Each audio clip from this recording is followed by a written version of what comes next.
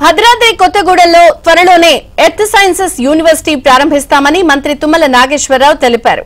గోదావరి జలాల అశ్వరావుపేట, దమ్మపేట మండలాలకు అందిస్తామని చెప్పారు. పలు అభివృద్ధి కార్యక్రమాల్లో మంత్రి తుమ్మల పాల్గొన్నారు.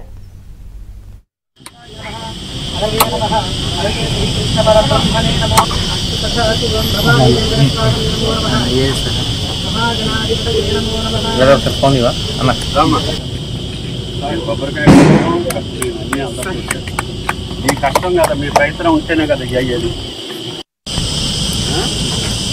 మధ్యలో ఒక 2 వారాలు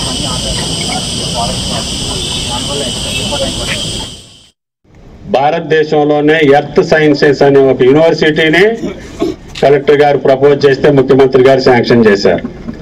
మన పిల్లలందరికీ కూడా ఆ యొక్క విద్య మీద ఉపయోగం జరగాలని. భారతదేశంలోనే యూనివర్సిటీ అది. ఒక అమెరికాలో ఉంది, ఇంకెక్కడ ఉంది కలెక్టర్ గారు?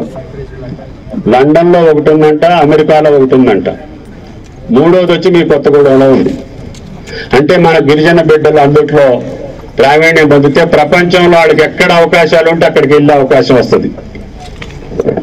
ఈ భూగర్భంలో ఉన్నటువంటి అన్ని ఖనిజాల యొక్క లక్షణాలను కనిపెట్టేటటువంటి శాస్త్రం సంవత్సరం సత్తుపల్లికి తీసుకొస్తాం.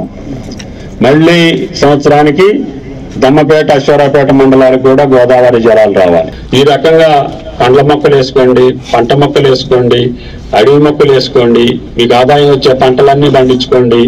అందరికీ ఆదర్శంగా ఈ పూచుకుంట నిలవాలని చెప్పి భగవంతుని ప్రార్థిస్తాం.